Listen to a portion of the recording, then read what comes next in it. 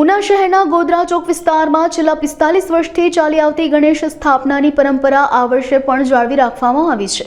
ઉના નગરપાલિકાના પૂર્વ પ્રમુખ સ્વર્ગવાસી છગનભાઈ બાંભણિયા દ્વારા શરૂ કરાયેલા આ ઉત્સવનો ચીલો આજે પણ તેમના પુત્રો મનોજભાઈ અને મહેંકભાઈએ જાળવી રાખ્યો છે। આ પવિત્ર અવસર પર દુંદાળા દેવની વાજતે ગાજતે ભવ્ય સ્થાપના કરવામાં આવી હતી। આ પ્રસંગે ગીર સોમનાથ અને જૂનાગઢ જિલ્લા કોળી સેનાના પ્રમુખ દીપા બાંભણિયાએ જણાવ્યું હતું કે ઉના શહેરમાં વિવિધ જગ્યાએ ગણેશજીની સ્થાપના કરવામાં આવી છે।